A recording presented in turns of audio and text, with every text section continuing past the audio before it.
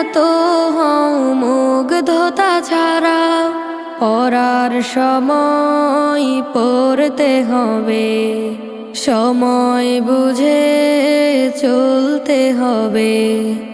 গুরুজনকে মেনে ওঠো স্বপ্নের চূড়ায়, ফুল ফুটেছে ওই কাননে দেখবি তোরা আয়।